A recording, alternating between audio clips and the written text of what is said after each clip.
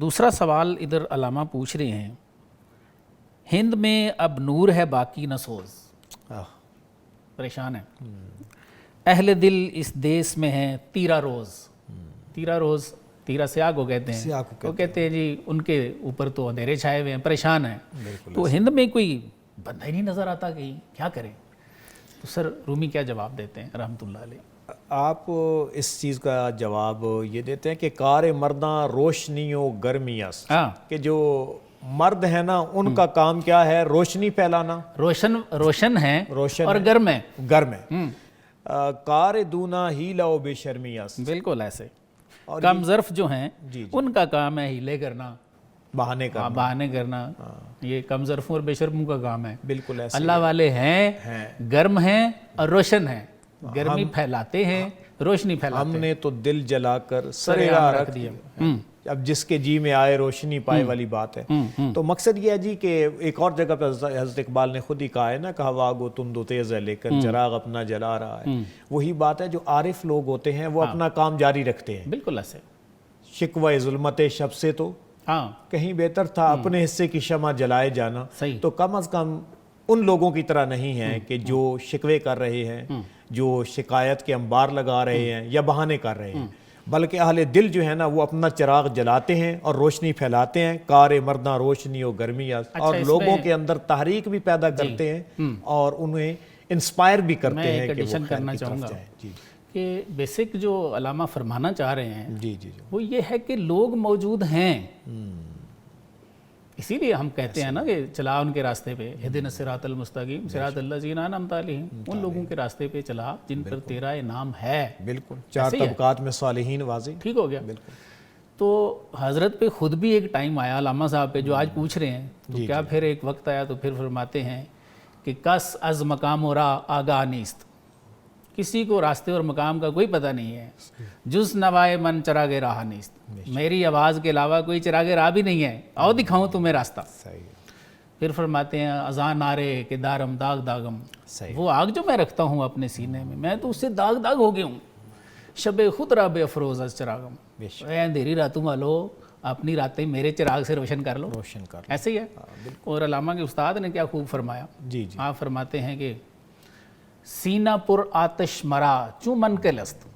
فرماتے ہیں میرا سینہ جو ہے وہ آگ کی انگیٹھی کی طرح ہو گیا ہے، آگ ہی آگ ہے، سوزے دروں سے،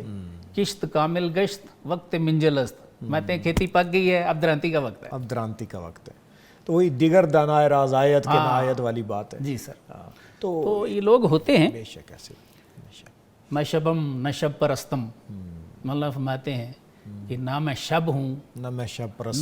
پرست ہوں، نہ شبم نہ شب پرستم، کہ حدیث خواب گویم، میں کوئی رات کی بات نہیں کرتا، کسی خواب کی بات نہیں کرتا، ہما آفتاب بینم ہما آفتاب گویم، اس آفتاب حقیقی کو مراقبے میں دیکھتا ہوں، اس لیے اسی کی بات کرتا ہوں،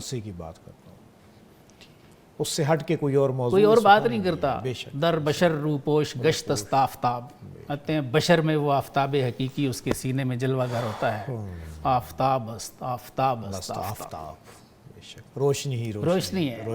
ہے، یہ شرح صدر کی بات ہے اور خواص کی بات ہے، یہ وہ توحید خالص ہے جو انہوں نے ایسے نہیں زبانی جمع خرج سے اپنے اوپر طاری کر کے ان تمام چیزوں کو بتایا ہے کہ اس کے اثرات کیا ہوتے ہیں۔ ایسے ہی تو یہ نہیں سمجھ آتی کہ اس میں جو